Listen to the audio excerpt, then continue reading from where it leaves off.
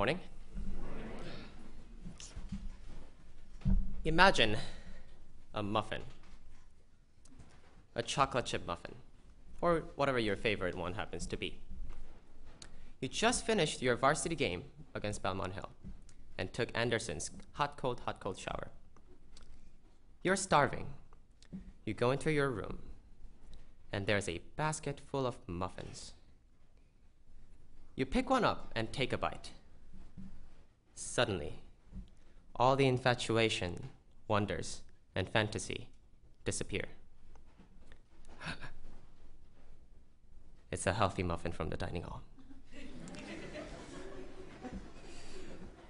This precisely describes the first impression I had at Brooks. Don't worry, it'll get better. One of the things I learned here is that the standards of choosing a boarding school for Asian and American students are very different. Many Brooks students went to Fessenden, Pike, Shore, Eaglebrook, and Fay. A fact which suggests that Brooks was one of the schools that have been in those schools' attention. However, for most Korean students, school selection starts with ranking because we are far away and do not have much connection to American schools. So when I was applying to high schools, I researched the top 40 schools, and Brooks caught my attention because it was the only one without any indication of the presence of an orchestra. So before my interview and the campus tour, I talked to John Han, if any faculty remembers, who was a Korean senior and my family friend. He told me that we had an orchestra, which turned out to be the chamber ensemble, of which definition fits into neither that of an orchestra nor that of a chamber group. And for goodness sake, the first casino night. If anything similar would have happened in a Korean high school, it would have been on the front page of every major newspaper, titled Apocalypse. And people smoked here. I had absolutely no idea. The Brooks pamphlet that inspired me so much did not convey that message for a very obvious reason. Now I have become more Americanized, and I'm more aware, but for a little Korean kid, it was a shock. Here's where the speech starts getting better. The faculty, facility, and the students' talents were as expected. I still remember the chemistry class in my sophomore year, which was basically Aaron Baumgarten, who is now a sophomore at MIT, discussing something deeper than what's on the textbook with Mr. McVeigh, and the rest of us eavesdropping. Mr. Lafont frequently joined the conversation, even though I suppose he had a class to teach. Also, the lack of music opportunity meant less music obligation. So I have been spending every Saturday, leaving campus at 1 and coming back at 10, in Boston in the New England Conservatory Prep School's Youth Symphony since the beginning of my sophomore year. And now I'm the co-principal cellist. Also, the train trip to and from Boston got me completely out of the Brooks bubble. The people in train at 1 p.m. and 10 p.m. are significantly different. 1 p.m. I could read, listen to music, and relax. 10 p.m. I had to talk to so many people, or drunk people, asking me if my cello or a big guitar, big violin, do you have a dead person in the case? It was refreshing. It was refreshing and raw. But there was an unexpected danger for me. Arrogance, stemming from apathy. The events within campus that catch students' attention started to seem so insignificant. When the singers on campus were excited for a rock band concert or a vocal recital, I was like, I have a concert tomorrow in the Boston Symphony Hall, where the Boston Symphony Orchestra performs. When people were excited about huge athletic events taking place somewhere far away in the country, I was like, my orchestra tours Venice, London, and Beijing. I lost all my motivation to do anything while on campus and isolated myself. Although Brooks should be my main school, NEC Prep School, which is actually a school, was my main school at some point. Then, here's when the motto of the school, providing the most meaningful educational experience, came into play. I got DC'd.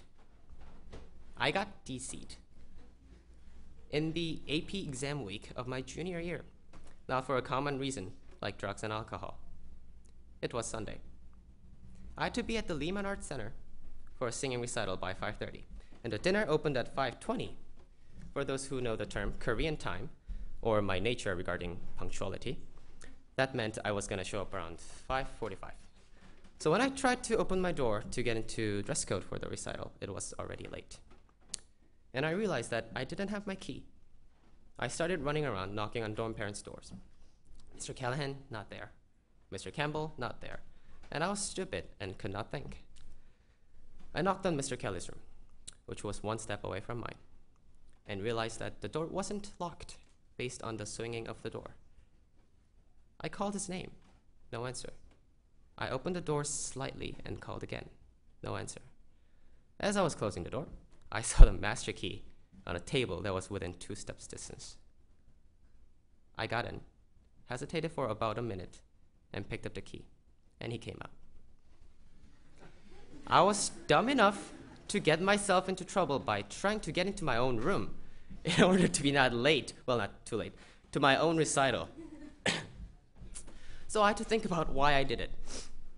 Why did I pick up the key after that 1 minute of hesitation? It wasn't the stress from the AP exams or the fact that I was late to the recital. I know a lot of great people at Brooks who would have made a different decision under similar circumstances.